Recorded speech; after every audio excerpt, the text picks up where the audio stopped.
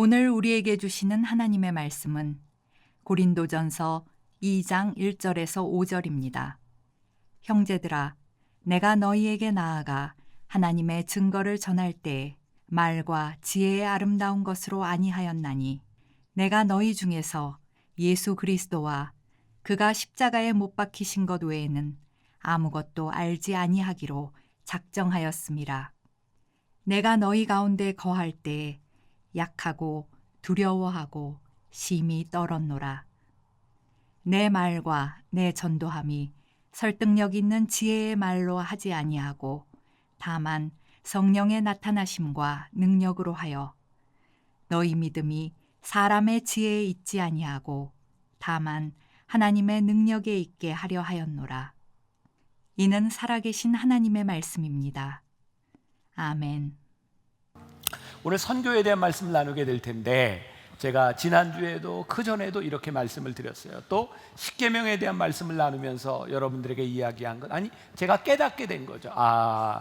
하나님이 왜 십계명을 주셨을까? 하나님이 왜 우리들에게 나누라고 하실까? 왜 선교하라고 하실까? 그것은 일에 대한 부분이 아니라 하나님의 마음에 대한 부분이구나. 그래서 오늘 선교도 하나님의 마음으로 하는 것이 선교다, 이런 제목으로 말씀을 나누려고 합니다. 몇 년 전 제가 고린도전서 강해 이렇게 설교를 하면서 했던 이야기인데 기억나시는 분이 있는지 모르겠어요. 어떤 사람이 이발을 하려고 이발소에 갔습니다. 사람이 다 그런 건 아니지만 이발사 중에 말을 굉장히 많이 하는 사람이었던 것 같아요. 손님이 앉아 있는데 너무 귀찮게 하니까 막 세상 돌아가는 이야기, 정치, 경제 막 이런 이야기를 하니까 그냥 이렇게 조용히 눈을 감고 있었던 것 같아요. 이발사가 한참 이발을 하다가 손님에게 묻습니다. 선생님, 정말 이 세상이 이렇게 돼서야 되겠습니까? 잘못된 거 아닙니까, 선생님? 이분이 조용히 눈을 감고 있다가 죄송합니다, 제가 별로 신경을 쓰지 않아 잘못 들었습니다. 그랬더니 이발사가 화를 내는 거죠. 아니, 말을 듣지 않을 거면 왜 여기 앉아 있는 거예요? 그리고 막 화를 낸 거죠. 제가 그때 설교하면서 이런 질문을 던졌습니다. 이 손님은 머리를 자르려고 앉아 있을까요? 이발사의 말을 들으려고 앉아 있을까요? 너무나 분명한 것을 우리들이 잃어버리고 살아가는 것 같다는 생각이 들었습니다. 우리는 교회에서 참 많은 일들을 합니다. 우리는 열심히 합니다. 이렇게 침을 튀면서 열심히 말을 하고 있을지도 모릅니다. 그런데 그것이 정말 하나님의 마음에 합한 일이 아니라면 우리는 엉뚱한 일을 하고 있을 수도 있겠다. 요즘 저에게 계속 찾아오는 도전입니다. 우리 교회, 단순히 만나교회라고 하는 이 건물을 떠나서 우리의 모임은 정말 하나님 마음에 합한 것인가? 우리들이 가지고 있는 믿음은 정말 옳은 것인가? 이런 질문들이 저에게서 계속 되어집니다. 왜? 정말 많은 교회들이 모이고 수십 년의 역사를 가지고 있었지만 어쩌면 그렇게 하나님과 관계없는 일들이 일어날까라고 하는 그런 마음도, 그런 아픔도 우리들에게 있기 때문이죠. 사도 바울도 그의 사역에서, 저 개인적으로 굉장히 좋아하는 사도요, 제가 닮고 싶은 분인데, 그의 삶 가운데서 많은 깨어짐이 있었던 것 같아요. 그리고 그가 오늘 본문에서 이야기하는 것처럼 내가 이것만은 붙들어야 되겠다라고 하는 것을 깨닫게 되죠. 여러분, 사도 바울이 바울 되기 전 그는 그의 인생에 강점을 가지고 있었던 사람입니다. 사도 바울이 그런 자랑을 했었죠. 내가 예수님을 알기 전에 내가 가지고 있었던 자랑, 나는 유대인 중에 유대인이요 바리새인 중에 바리새인이요. 그것은 소위 우리말로 이야기한다면 귀족이라는 이야기겠죠. 선택받은 족속이라는 이야기겠죠. 또 그는 이야기합니다. 나는 가말리엘의 문화에서 배웠다. 그 당시에 가장 유명한 석학에게서 학문을 배웠다는 거예요. 또한 당시 로마가 세상을 지배하고 있을 때 나는 로마의 시민권을 가지고 있는 사람이었다. 그러니까 사도 바울은 그 시대에 그가 가지고 있었던 모든 강점을 가진 사람이었어요. 그런 사람이 사도행전에 보면 예수 믿는 사람들을 잡아 죽이기 위해 열심을 냈던 사람이죠. 최초의 순교자 스데반이 죽던 자리에 거기에 돌을 들고 있었던 사람이 사도 바울이었습니다. 한번 생각해 보세요. 누군가를 죽일 정도로 그 마음에 확신과 열정이 있었다고 하는 것은 그렇게 쉬운 일이 아닙니다. 사도 바울은 그런 열정을 가지고 예수 믿는 사람을 핍박하던 자였죠. 그런데 그 사람이 회심을 한 거예요. 예수님을 만나게 된 거죠.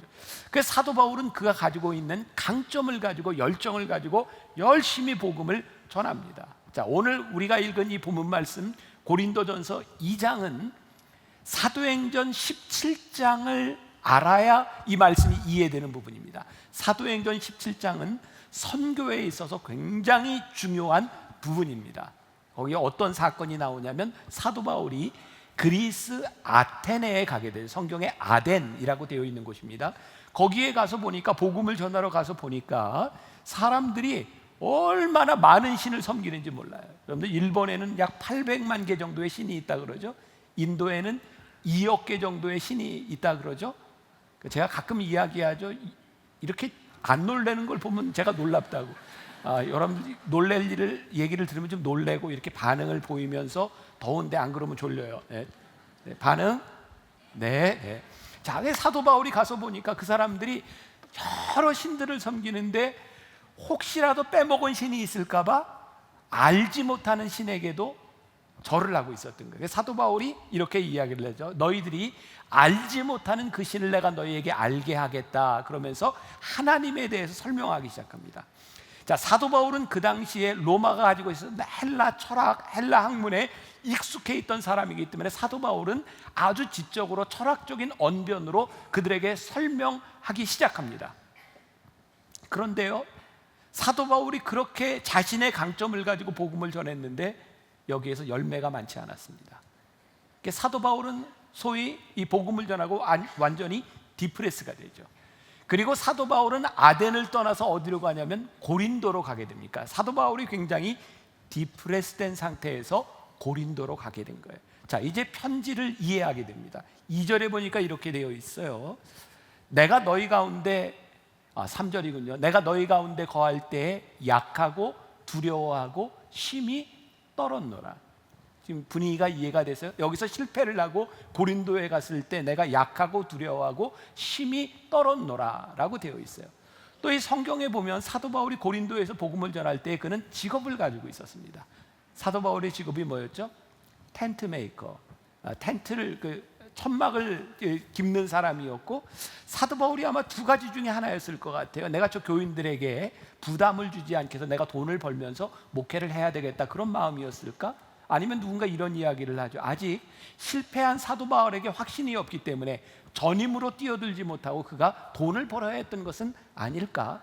이런 고민은 요즘도 계속되고 있는 거죠. 저 같은 사람은 전임 사역자입니다. 10시 예배 때는 시간이 부족해서 다 이게 얘기를 하지 못하는데 12시 예배는 참 좋네요. 아직 30분밖에 안 돼서 충분히 이야기를 다 할 수 있을 것 같아요. 길다고 느껴지는 사람은 알아서 가세요. 네, 제가 할 얘기를 다 할게요. 제가 이렇게 군목 시절에 그런 일들이 있었어요. 대개 그 군인들이 그렇죠. 우리나라에서 연금을 받는 게 19년 6개월을 하면 20년으로 인정이 돼서 연금을 받고, 그 이전에 나오면 연금을 받지 못합니다. 그래서 소령, 중령 요 무렵에 이게 연금을 받느냐 마느냐 하는 게 굉장히 중요한 거죠. 근데 우리 목사님들 사이에서 그런 얘기가 있었어요. 군목에서 일반 목회로 갈 때 연금을 받는 목회자 중에 성공하는 사람이 별로 없다. 여기서 성공이라고 하는 말을 잘 이해하세요. 그래서 정말 목회를 잘하려면, 진짜 목회에 목숨을 걸려면 요거 연금 받기 전에 나가야 치열하게 목회한다. 여러분들 어느 정도 동의하세요? 어떻게 보면 우리들이 하나님의 일을 한다고 하면서 우리들이 가지고 있는 것들, 그것들이 우리들에게 방해가 될 때가 많지 않은가? 사도 바울에게 있어서 두 가지, 그가 가지고 있었던 강점. 자, 이거 10시 예배 때 잘 이해를 못 하시더라고요. 잘 들으셔야 돼요. 사도 바울이요, 그의 강점을 가지고 하나님의 일을 할 때 그는 철저하게 패배감을 맛봅니다. 그런데요, 하나님께서 사도 바울을 사용하실 때 하나님은 사도 바울이 가지고 있는 강점을 다 쓰십니다. 10시 예배는 이해가 되시는 것 같아요. 자, 우리는요, 하나님의 일을 한다고 하면서 내 속에 있는 열정, 내가 가지고 있는 강점을 가지고 하나님의 일을 열심히 합니다. 그런데 하나님은 우리의 강점과 우리의 열심 가운데서 어쩌면 철저하게 패배감을 느끼게 하시는지 몰라요. 하나님은 우리의 강점으로 일하시는 분은 아닙니다. 그러나 우리가 하나님의 마음에 합한 사람이 되어 하나님 앞에 쓰임받기 시작할 때 우리들 속에 가지고 있었던 모든 것들을 하나님은 쓰시기 시작합니다. 결국은 우리들이 어떻게 사용하느냐에 대한 문제죠. 사도 바울은 그가 강점을 가지고 일을 했을 때 실패를 경험합니다. 떨림을 경험합니다. 그리고 그가 이런 고백을 하게 되죠. 오늘 말씀은 그런 거예요. 4절과 5절 같이 봉독할까요? 내 말과 내 전도함이 설득력 있는 지혜의 말로 하지 아니하고 다만 성령의 나타나심과 능력으로 하여 너희 믿음이 사람의 지혜에 있지 아니하고 다만 하나님의 능력에 있게 하려 하였노라. 사도 바울이 깨닫게 된 건 나의 열정, 나의 강점이 아니라 하나님의 방법, 하나님의 마음으로 그의 신앙의 여정이 바뀌어지게 된 것이죠. 그래서 오늘 우리들이 선교라고 하는 것은 우리들이 할 수 있는 일, 단순히 우리가 가지고 있는 능력에 대한 부분이 아니라 하나님의 마음을 알아가며 우리들이 어떻게 쓰임 받을까에 대한 문제이구나. 자, 또 이렇게 생각해 보세요. 하나님의 일을 한다고 하는 것은 우리들에게서 모든 것이 다 이해되는 게 아닌 것 같아요. 하나님이 우리들에게 무언가를 시키실 때 내가 다 이해가 되나요? 아니, 그렇지 않은 것 같아요. 그런데 놀라운 것은요, 우리들이 하나님의 일을 하는 것은 우리들이 이해하기 때문이 아니라 하나님이 우리를 부르셨기 때문에 하는 거예요. 그러니까 우리는 이런 계산이 있죠. 합리적 계산이 있죠. 내가 가지고 있는 능력과 내가 할 수 있는 일과 내가 가지고 있는 열정들, 근데 하나님이 그것 가지고 내 삶에서 이해될 수 있는 모든 것을 가지고 일하시는 분이 아니라 우리들이 하나님 앞에 부르심을 받았는데 내가 이해할 수 없는 거예요. 하나님 왜 나를 여기에 부르셨어요? 하나님 나의 능력이 과연 가능한 거예요? 근데 놀라운 일은 부르심에 순종하는 순간부터 우리들의 삶이 이해되기 시작하는 거예요. 그러니까 우리들이 이해해서 하려고 하면 할 수 없는 일이 부르심에 순종하며 살아갈 때 우리들에게 이해가 되는 거죠. 저 개인적으로는 그런 경험이 있어요. 제가 은혜를 받기 전에는 제 삶을 이해할 수가 없었어요. 내가 왜 여기에 있는지도 이해가 되지 않았어요. 근데 하나님께 은혜를 경험하고 났더니 내 삶에 지나왔던 일들이 이해가 되기 시작했어요. 하나님이 이렇게 나를 인도하셨구나.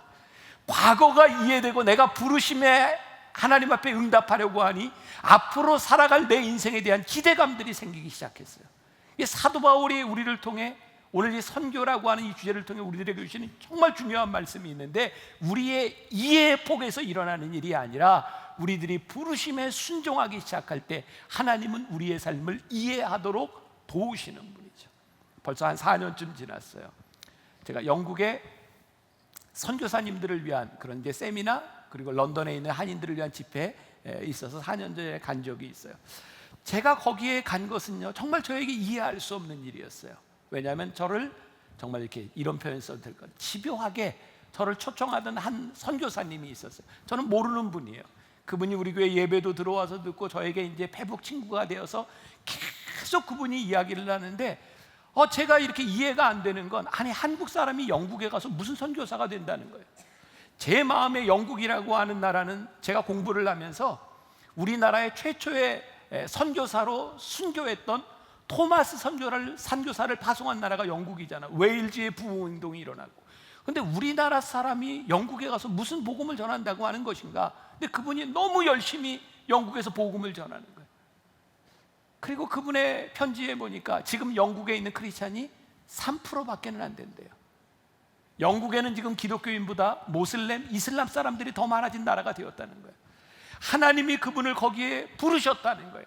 영국은 우리나라보다 잘 사는 나라입니다. 많은 것을 가진 나라입니다. 그런데 하나님께서 그분을 거기에 부르셨기 때문에 그분이 거기에서 하는 그 일들이, 그분의 사역이 제 마음을 움직였어요.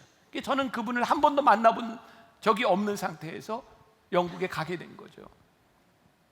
영국에 가게 될 때 제가 굉장히 이렇게 몸이 좀 안 좋은 상태에서, 4년 전입니다. 첫날부터 저는 정말 이렇게 태어나서 그런 두통은 처음 경험해 봤고요. 머리가 정말 뽀개지는 것처럼 아팠어요. 그래서 선교사님들을 위한 1시간 강의를 하면 저는 방에 가서 누워 있다가, 그리고 또 1시간 강의를 하고 또 누워 있다가, 근데 이게 도저히 해결이 되지 않는 거예요. 참을 수가 없었어요. 아무래도 병원을 가야 되겠다고. 영국은 복지, 사회복지 이런 그 의료 시설들이 잘 돼 있어서 관광 여행으로 온 사람이 저에게도 돈을 하나도 받지 않았습니다. 그런데 문제는 제가 가서 머리가 아프니까 이게 혈압을 재보니까 혈압이 200을 넘어가고 뭐 정말 어떻게 할 수 있는데 아무 조치가 안 되는 거예요. 그냥 기다리는 거예요. 그리고 약만 하나씩 주는 거예요. 여기 있으면 죽겠더라고요. 뭐 도저히 해결이 안 돼서 나왔다가 제가 이제 쓰러진 거죠. 기절을 한 거죠. 저 태어나서 처음 기절해봤어요. 제가 가끔 여러분들에게 이야기해요. 기절을 안 해보고 인생을 얘기하지 말라고. 기절할 때 그 기분이 삼삼해요. 정말 이렇게 정신을 잃는 게 그런 거구나. 그리고 깨어났지만 도저히 집회를 할 수 없었고요. 그냥 도중에 취소를 하고 한국으로 돌아왔어요. 비행기를 타고 오자마자 내려서 이제 병원에 입원을 했고 여러 검사를 하는데 뭐 이렇게 병명이 나타나질 않으니까 힘든 거예요. 저는 아프고. 그래서 일주일 내내 이렇게 진통제만 맞고 있다가 그리고 검사를 하고 이제 퇴원을 하는데 저희 교회 선생님 한 분이 이거 심장을 좀 찍어보자고 하는데 아니 나는 심장은 아무 문제 없다고 그리고 안 찍었어요. 근데 그분이 이렇게 날짜를 잡아놔서 와서 이제 찍어보고 이제 바로 이제 심장에 이제 스텐트를 하게 됐죠. 그게 어떤 연관이 있는지 모르겠어요. 그런데 저에게 그 이후로 계속해서 갑자기 찾아오는 이 두통과 어지럼증에 대한 문제를 제가 가지고 살아요. 그러니까 지금은 정말 이렇게 좋은 상태에 서 있지만 몇 주 전까지 제가 여기 서 있는 게 어지러워서 힘드니까 어지러우면 다리에 힘을 주고 서요.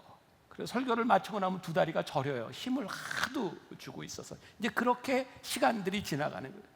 그래서 저는 이게 아프면 우리 교회에 이제 선생님들이 많으니까 가서 갑자기 내가 이게 어지럼증이 왔는데 이 문제가 뭔지 모르겠다고 그러면 선생님들은 이렇게 목사님 이게 갑자기 온 게 아니고요. 목사님이 그렇게 사니까 어지럼증이 저는 갑자기 온 것 같은데 제가 어지럼증이 오게 살았다는 거예요. 어쨌든 저에게는 그게 참 너무 힘든 일이고 언제부터인가 저에게 참 힘든 일 가운데 하나는 제가 아플 때 교인들에게 아프다는 이야기를 하는 게 미안한 거예요.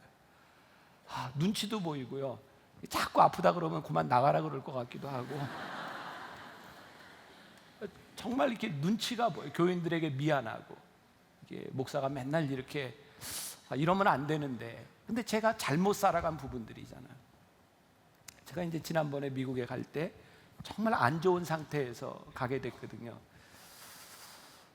그냥 교인들한테 미안한 걸 제가 이렇게 장로님들한테 이렇게 카톡으로 이렇게 메시지를 보낸 게 있어요. 근데 말씀을 준비하다 그 생각이 나서 지나간 메시지를 보니까 이렇게 그대로 살아있더라고요.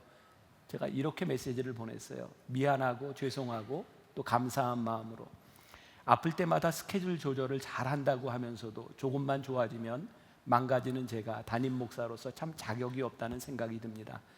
한 주간 병원도 다니고 주사도 맞고 침도 맞으면서 이제 비행기에 탑승했습니다. 늘 마음이 약해 거절하지 못하고 이를 벌려놓고 힘이 드네요. 유난히 길게 어지럼증으로 힘들어하며 제 삶을 만지시고 다듬어 가시는 하나님을 다시 묵상합니다. 목사가 교인들에게 줄 수 있는 가장 큰 선물은 건강한 자신이라 해놓고 좋은 사람 되지 못함에 죄송합니다. 2주간 일정을 잘 마치고 돌아올 수 있도록 기도해 주세요. 기쁜 마음으로 만날 수 있기를 기대하며 모두 사랑하고 축복합니다. 제가 아프기 때문에 이제 혼자 비행기 안에서 그렇게 외롭고 힘든 마음이었던 것 같아요. 그래서 여러 장로님들이 저에게 격려 메시지를 보내주셨는데 그 중에 한 분이 저에게 이런 글을 보내주셨어요. 건강한 자신도 귀하지만 마음이 약해 거절하지 못하는 건강한 마음으로 인해 감사합니다. 아무 걱정 없이 다녀오시기를 기도하며 기다리겠습니다. 이 말이 저에게 굉장히 큰 위로가 되었어요. 제가 어디 갈 때, 외부에 나갈 때면 저희 가족들이, 저희 목사님들이 저에게 이런 얘기합니다. 목사님 이렇게 함부로 이렇게 대답하거나 약속하지 마세요. 그 일들을 이제 팔로우업하는 게 힘든 거죠. 근데 하나님은 왜 나에게 그런 마음을 주셔서 이렇게 가보면 약속을 제가 참 많이 하고 옵니다. 그리고 제 성격이 약속을 하면 지켜야 된다고 생각을 하거든요. 하나님은 왜 내 마음에 이렇게 쉽게 불쌍히 여기는 마음과 아파하는 마음을 주셔서 그것 때문에 나를 이렇게 힘들게 하시는가? 그런데 이 말씀이 저로 하여금 위로가 되었던 게 내가 거절하지 못해서 내가 지키지 못하는 건강, 그것이 미안하고 아프기는 하지만 하나님이 나에게 거절하지 못하는 마음을 주셔서 내가 아프고 힘들어하는 이 과정들도 어쩌면 내가 이해하지 못하는 하나님의 과정 가운데 있는 것은 아닐까. 그러니까 저에게 위로가 되었던 것은 그래도 나에게 하나님의 마음을 주신 것에 대해서 감사하다라는 생각이었어요. 저는 우리들의 인생에 어떤 신앙적인 답을 내리거나 우리들이 명확하게 알 수 있는 것은 아니라고 생각해요. 그러나 순간순간마다 하나님께서 우리들에게 깨닫게 하시고 이해하게 하시고 우리로 하여금 신앙의 여정을 가게 하시는 것은 있지 않을까. 여러분, 요나가요, 선지자 요나가 하나님의 부르심을 받잖아요. 그는 선지자였고 하나님께서 요나에게 요나야 너 니느웨에 가서 복음을 전하라 이렇게 말씀하셨어요. 어떤 분이 그런 얘기하더라고요. 요나서는 딱 1장으로 끝날 수 있는 거였다는 거예요. 왜? 그가 순종하고 갔으면 되니까. 근데 요나서가 계속 이어지는 거예요. 요나가요, 하나님의 명령을 듣고 하나님이 니느웨로 가라고 하는 말씀을 듣고 그게 가기 싫었어요. 여러분, 하기 싫으면 수많은 이유가 생기는 거 아시죠? 요나에게 이유가 생기는 거죠. 어떤 이유예요? 하나님, 그들은요 하나님을 예배하지 않을 뿐만 아니라 하나님을 적으로 생각하는 무리들입니다. 하나님, 니느웨에 얼마나 많은 죄악이 있는지 아세요? 그들은 죽어 마땅한 자들입니다. 내가 가지 않을 이유가 충분합니다. 근데 하나님께서 요나를 거기에 보내시는 과정 가운데서 무엇을 깨닫게 하시냐면, 네가 그들은 죽어도 생각하는 니느웨 사람들을 향한 내 마음을 아냐. 그들이 그렇게 죽어도 된다고 생각하는, 그들이 멸망받을 백성이 되어 있는 그 아픈 내 마음을 아냐. 하나님께서 그 하나님의 마음을 깨닫게 하시는 과정들을 지나가게 하시죠. 오늘 우리들에게 주시는 도전이 무엇입니까? 오늘 이야기하는 선교라고 하는 것은 단순히 해외에 나가서 다른 데 가서 복음을 전하는 그런 차원의 말이 아니라, 이 모든 우리들에게 준 이 세상 가운데서 하나님이 주시는 사명에 대한 부분인데, 그 가운데 있는 하나님의 마음을 우리들이 알고 살아가느냐 살아가지 않느냐에 대한, 사도 바울은 하나님의 마음을 알고 그렇게 살아가면서 그는 많은 매를 맞습니다. 배척을 당하기도 합니다. 그가 가지고 있었던 기득권과 학벌들, 그것들을 모두 배설물로 여겼다고, 그의 목숨까지도 내놓았다고 이야기를 합니다. 그런데 하나님께서는요, 그가 내놓았던 모든 것, 배설물로 여겼던 모든 것들을 하나님이 쓰시기 시작합니다. 결국 그의 소원대로 사도 바울은 로마에서 목이 잘려 죽죠. 트레스폰테스라고 하는, 그 가보면 그의 목이 3번 굴렀다고 하는 분수가 있어요. 그는 그렇게 살아가다가 하나님 앞에 쓰임받는 사람이 되죠. 그리고 사도 바울이 고린도에서, 그 그리스 아테네에서 겪었던 그의 실패, 그의 떨림을 통해서 그는 어떤 고백을 하고 있는가? 오늘 우리가 읽은 본문 말씀 2절에 보니까, 내가 너희 중에서 예수 그리스도와 그가 십자가에 못 박히신 것 외에는 아무것도 알지 아니하기로 작정하였습니다. 사도 바울은 그런 실패의 여정들을 통해서 그가 전해야 되는 것이 무엇이고 하나님이 나에게 주신 마음이 무엇인지를 깨닫게 됩니다. 오늘 우리들이 읽은 말씀 가운데 중요한 말이 있어요. 4절에 보니까 내 말과 내 전도함이 설득력 있는 지혜의 말로 하지 아니하고 다만 성령의 나타나심과 능력으로 와요. 사도 바울이요, 하나님의 능력을 경험하기 시작하죠. 그가 가지고 있었던 강점으로가 아니라 그가 하나님 앞에 쓰임받고 내가 내 지혜로 하지 아니하고 십자가 이외에는 어떤 것도 전하지 않기로 결심하는 순간 그의 삶에 능력을 경험하기 시작해요. 저는 어렸을 때 그런 기억이 있어요. 초등학교 다닐 때, 그 선생님이 이렇게 자습해라 이럴 때는 꼭 어떤 학생 하나야, 그게 반장일 수도 있고 부반장이 있을 수 있고, 옛날엔 분단장도 있었잖아요. 요즘 애들은 모를 거예요. 우리 때는 초등학교에 한 반에 70명, 80명 했으니까 분단장도 꽤 괜찮은 거 아니었어요? 네. 그 이제 그 자율학습할 때 선생님이 떠드는 애들 너 이름 적어놔. 그럼 그 순간부터 이름 적는 애는 대단한 거예요. 이름. 야, 이게 얼마나 큰 능력인지 몰라요. 왜? 하나님, 선생님이 나에게 이름 적는 능력을, 전권을 준 거죠. 우리 때는 또, 요즘 애들은 어떤지 모르겠는데 6학년이 되면 주번이라는 게 있어요. 주번이라는 게 있는데, 또 주번이 되면 여기다 완장을 채워주잖아요. 딱 주번. 제가 초등학교 6학년 때 제 여동생이 초등학교 1학년으로 같은 학교를 다녔거든요. 주번이 되면 그 정문 후문에서 이렇게 딱 지키잖아요. 늦게 오는 애들 막 기합 주고. 제가 주번 한 장 딱 차고 제 여동생이 들어가는 후문에 제가 섰다는 거 아니에요. 오빠 주번. 전 그때 그 기억이 아직도 있어요. 야, 이 주번, 이게 대단한 거 아닙니까? 이게 뭔가요? 저는 우리 교회 수련회를 가서도, 요즘은 제가 수련회, 전교인 수련회도 없어지고 했지만, 청소년, 이게 아이들 수련회 가서요, 진짜 거기서 제일 중요한 역할을 하는 애가 뭐냐면, 초등학교 수련회 가면 중학교 1학년짜리에게 완장만 채워놓으면 정말 잘합니다. 선생님의 능력을 위임받는 거, 이게 델리게이션이라고 하는 말이죠. 그것만으로도 우리는 굉장히 능력 있는 자들. 이게 사도 바울이 이야기하는 게, 너희들이 성령의 능력, 하나님께서 너희를 부르셔서 너희로 하여금 이 복음을 전하게 하셨는데, 이 복음을 전할 때 성령께서 너희에게 이 능력을 위임해 주셨다. 그러니까 우리들이 선교한다라고 하는 것, 이것을 단순한 어떤 그 해외 선교나 이런 영역뿐만 아니라 우리들의 삶에서 하나님 앞에 우리들이 부르심을 받았다고 하는 것은요, 그 부르심으로 인하여 하나님의 능력을 우리들이 경험하는, 이 경험이 우리들에게 힘이 되고 이 능력이 우리를 붙잡아 주는데, 오늘 우리들이 순종하지 아니하고 우리들이 사역에 동참하지 않는 것으로 인하여 우리들이 그 능력을 경험하지 못하는 건 아니에요. 예를 들게요. 벌써 10여 년 전입니다. 제가 이 선교 사명에 대한 설교를 하면서 제가 그때 인상 깊게 들었던 이야기가 있었어요. 여러분들 그 한국에는 많은 교단들이 있죠. 교단들마다 이렇게 색깔들이 있습니다. 어떤 교단에서는 이렇게 방언, 신유 이런 걸 굉장히 강조하는 데가 있고, 어떤 교단에서는 방언을 하면 이단이라고 하는 데도 있어요. 근데 저희 교회의 특징 중에 하나는, 저는 신앙의 스펙트럼을 좀 넓게 하고 싶다. 이게 우리들은 하나님이 여러 가지 방면에서 우리들에게 은사를 주시고 다른 방법으로 역사를 하시는 분이기 때문에 정말 이단적으로 잘못된 게 아니면 우리들의 신앙의 스펙트럼을 이렇게 좀 넓게 할 필요가 있다고 생각해요. 근데 어떤 진보적인 교단의 목사님인데, 이분이 이제 교인들과 함께 선교 여행을 가게 된 거예요, 인도네시아로. 근데 이 목사님이 이제 이렇게 얘기를 하는 거죠. 나는 선교지에 가서 절대로 사람들에게 손을 얹고 기도하거나 안수하거나 이러는 거 안 합니다. 나는 그런 거 안 합니다. 그렇게 약속을 하고 간 거예요. 근데 인도에 갔는데 원주민들이 한국에서 목사가 왔다는 이야기를 들으니까, 그 사람들은 목사가 없거든요. 그러니까 목사가 온다는 게 귀한 일이에요. 막 환자들이 와서 기도해 달라고 온 겁니까? 그러니까 목사님이 나는 이런 거 안 한다고. 근데 선교팀들이, 목사님 그래도 저 사람들이 왔는데 그냥 손만 얹어 달라고. 그래서 목사님이 그냥 손만 얹은 거예요. 근데 저녁이 되고 다음 날인데 난리가 난 거예요. 병이 나왔다고 사람들이 여기서 소문 듣고 막 온 거예요.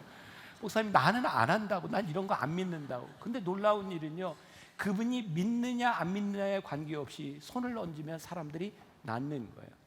그분이 돌아와서 그런 고백을 했습니다. 하나님의 능력은 나의 믿음과 관계 있는 것이 아니라, 나의 능력에 관계 있는 것이 아니라 하나님의 능력에 관계 있는 것이라. 우리들이요, 하나님을 이해하지 못하고 하나님을 믿지 아니하고 하나님의 마음을 우리들이 알지 못하고 하나님의 사역에 동참하지 아니함으로 인하여 우리들이 하나님의 능력을 경험하지 못할 때가 참 많이 있어요. 사도 바울이 그가 가지고 있었던 강점이 아니라, 그가 하나님 앞에 쓰임받기로 결심하였을 때 하나님은 그의 삶의 모든 것들을 쓰시기 시작하는 거예요. 그러니까 이 선교라고 하는 것은요, 단순한 어떤 지역적인 문제가 아니라 우리들의 삶에서 하나님의 능력을 경험하느냐 경험하지 않느냐에 대한 부분이에요.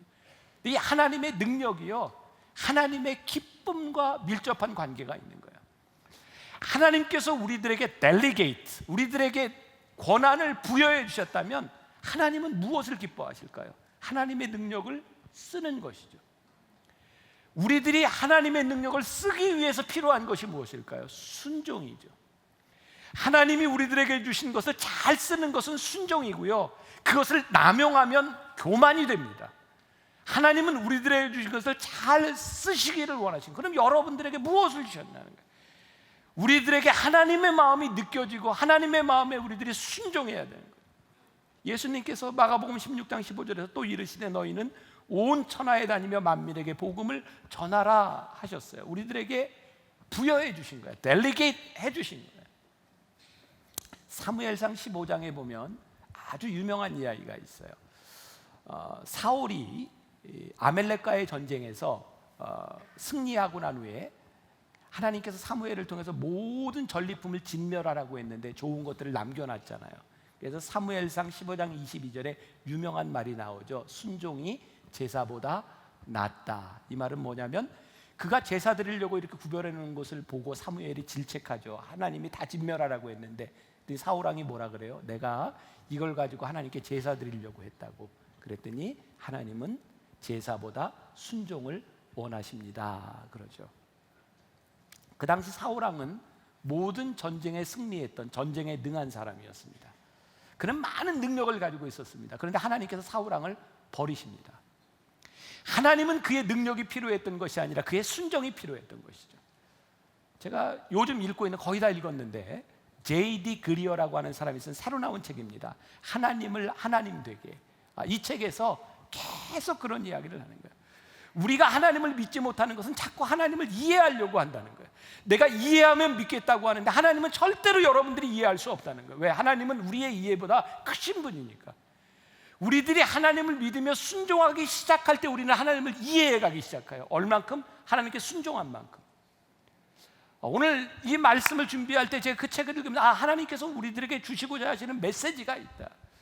우리들이 하나님의 마음을 안다고 하는 것은 우리의 이해 가운데서 되어지는 것이 아니라 하나님 앞에 순종함을 통하여 우리들이 알게 되는 것이 하나님의 마음이다.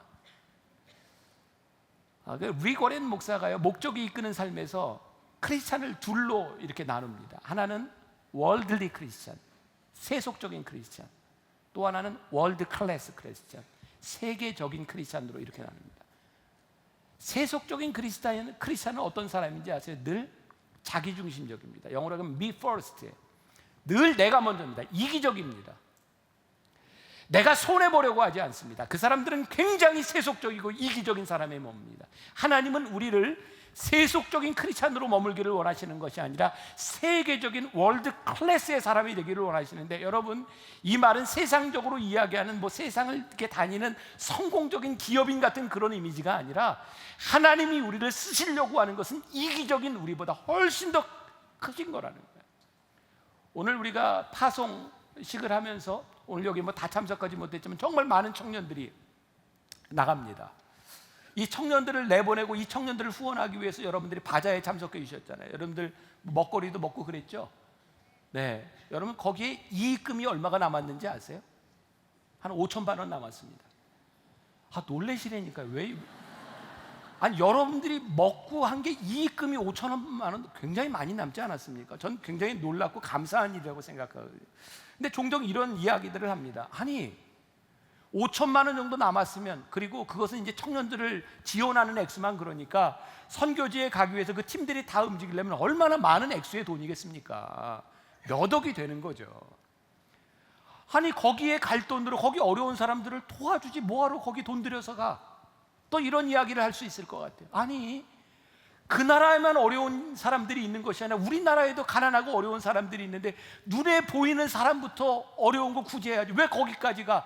그리고 얼마든지 비판하고 이야기할 수 있어요. 근데요, 제가 우리 청년들과 함께, 제가 청년들에게 자꾸 한국을 떠나서 세계를 볼 수 있는 눈을 열어주고 제가 자꾸 보내는 이유가 뭔지 아세요? 우리들이 생각하는 이 정도의 자원에 대한 문제가 아니라 청년들이 하나님의 마음을 가지고 세상을 보고 그들의 가치관이 바뀌면 그들이 세상을 바꾸는 사람이 될 수 있거든요. 하나님은요, 우리들이 생각하는 계산보다 훨씬 더 크신 분이고 우리들의 합리성보다 훨씬 더 크신 분이라는 거예요. 그러니까 우리의 합리성을 가지고, 우리의 생각을 가지고 월들리, 세속적인 크리스찬이 되는 것이 아니라 하나님이 우리를 어떻게 쓰실 수 있는가에 대해서 우리들의 마음과 우리들의 삶을 열면 하나님의 능력을 경험하고 그것이 하나님이 기뻐하시는 일이라는 거예요. 그러니까 제가 지난주에도 그런 이야기 했잖아요. 교회는 합리적인 곳이 아니라고요. 이 말 또 오해하지 마세요. 교회는 이렇게 담임 목사 마음대로 해야 돼, 이런 이야기가 아니에요. 우리의 계산을 넘어서는 곳이라는 거예요. 우리의 이해 폭을 넘어서는 곳이라는 거예요. 하나님은 우리의 생각보다 크신 분이기 때문이죠. 로잔 회의의 의장을 맡고 있는 마이클 오라고 하는 사람이 있어요. 한국 사람으로 그 젊은 나이에 그 의장직에 오른 사람이 처음입니다. 마이클 오가 몇 년 전에 우리 교회도 와서 말씀을 전한 적이 있는데 그 사람이 그런 책을 썼어요. I am nothing. 그는 아주 좋은 유펜이라고 하는 대학 나와서, 그 대학원도 아이비리그 나와서, 그는 정말 많은 스펙을 가진 사람이었어요. 근데 하나님 앞에 그가 헌신하죠. 헌신할 때 그가 뭐라고 했냐? I am nothing이었어요. 나는 아무것도 아닙니다. 근데 하나님이 그를 쓰시기 시작했어요. 그가 가지고 있는 전문성, 그가 가지고 있는 모든 것들을 하나님이 쓰시기 시작했어요. 그 I am nothing이라고 하는 책에 보면 이 클락이라고 하는 사람의 이야기가 나와요. 우리 어렸을 때 늘 중고등학교 때 누구나 보았던 책이 성문종합영어 아닌가요? 거기에 성문종합영어에 딱 처음에 그런 거예요. Boys be ambitious. 소년이여 야망을 가져라. 근데 그 글이 이게 성문종합영어가 아마 일본 거를 이렇게 많이 가져온 거기 때문에 1800년대 후반에 클락이라고 하는 미국의 농무성에 있던 사람이 일본에 가서 농업 교육을 시킵니다. 8개월을 머무는 동안 그가 가르치던 학생들을 다 크리스찬으로 만들어요. 클락이 계속해서 했던 이야기가 Boys be ambitious. 그래서 일본에는 지금도 그 글귀가 많이 붙어 있답니다. 그런데 실제 클락이 했던 말은 그 말이 아니랍니다. Boys be ambitious for Christ. 그리스도를 위하여 너희의 야망을 가져라. 근데 그거는 딱 떼놓은 거죠. 여러분, 야망을 가지는 인간들이 얼마나 이기적이 될 수 있는지 아십니까? 그런데 하나님을 위하여 하나님의 마음을 가지고 야망을 가지기 시작할 때 우리는 이기적인 월들리 세속적인 크리스찬이 아니라 우리는 세계적인 월드 클래스의 사람이 될 수 있습니다. 하나님의 마음을 아는 것, 이게 선교고 하나님의 마음을 아는 소원이 여러분들에게 있기를 주님의 이름으로 간절히 축원합니다. 오늘 우리가 소원이라고 하는 찬양 한번 가사를 생각하면서 같이 불렀으면 좋겠어. 우리에게도 이런 마음이 있었으면 좋겠다. 누군가의 신앙 고백이 참 좋은 그런 가사입니다. 우리 함께 부르겠습니다.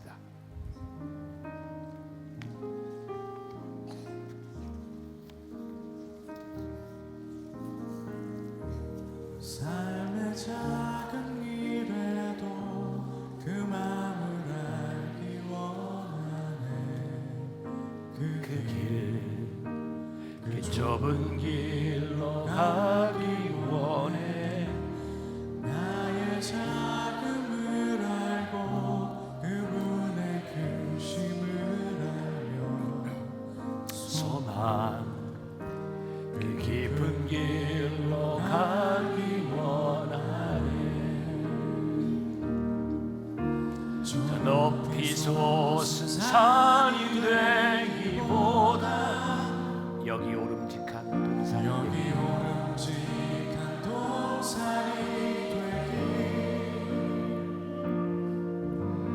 내 가는 길만 비추기보다는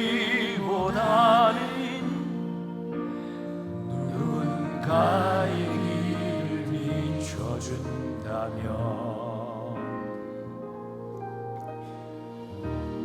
내가 노래하듯이 또 내가 얘기하듯이 살길 난 그렇게 죽기 원하네. 삶의 한 절이라도 그분을 닮기 원하네. 사랑 그 높은 길로 가기 원하네. 삶의 작은 일에도 작은 일에도 그 마음을 알기 원하네. 그 좁은 길로 가기 원해.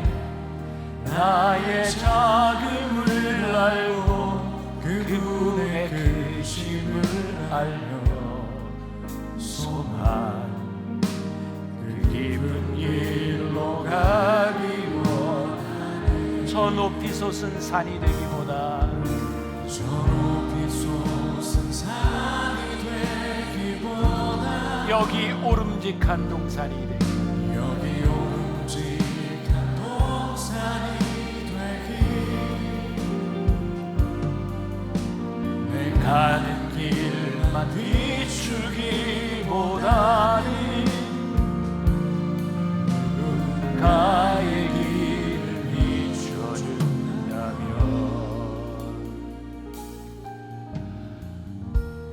내가 노래하듯이 또 내가 얘기하듯이 살길 난 그렇게 죽기 원하네.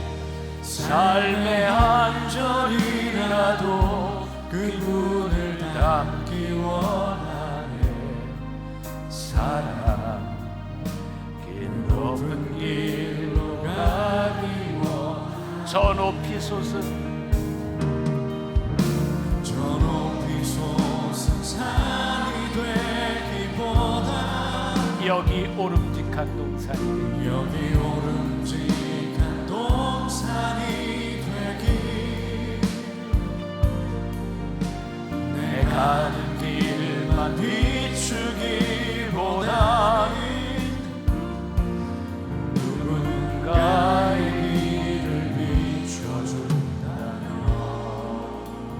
함께 일어나 찬양할까요? 내가 노래하듯이 또 내가 얘기하듯이 살길 원하네. 삶의 한 절이라도 그분을 닮기 원하네. 사랑 그 높은 길로 가기 원하네. 그 좁은 길로 가기 원하네. 그 깊은 길로 가기 원하네. 하나님, 오늘 예배하는 우리 성도들의 마음 가운데 소원이 있습니다.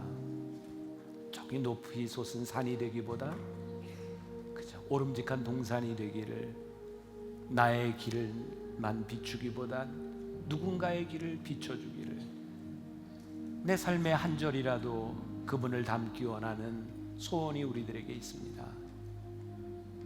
하나님 마음을 아는 것, 그것이 우리들에게 능력이고 그것이 하나님의 기쁨이고 우리들이 쓰임받는 것이고, 우리들이 알지 못하고 풀 수 없었던 우리의 인생에 푸는 이해가 됨을 우리들이 고백하며 하나님의 마음 알기를 소원합니다. 특별히 이번 여름 이곳저곳 흩어지는 주의 백성들을 기억하시고, 또 선교사로 파송받는 귀한 가정을 하나님 기억하셔서 멀리 떨어져 있지만 오고 가는 소식이 주 안에서 복되게 하여 주옵시고, 하나님, 우리 사랑하는 성도들 이 땅 위에 살아가며 하나님 앞에 쓰임받는 데 부족함이 없도록 순종하며, 또 하나님 부으시는 축복을 나누는 사람들, 복의 근원이 되는 사람들, 물질로 인하여 넘어지지 않는 사람들, 주의 백성들이 되게 하여 주옵소서. 지금은 우리 주 예수 그리스도의 은혜와 하나님 아버지의 무한하신 사랑과 성령의 인도하심이 하나님의 마음 알기를 소원하며 이 세상으로 나가는 당신의 사랑하는 모든 백성들 위해 지금부터 영원까지 함께 하시기를 간절히 축원하옵나이다. 아멘.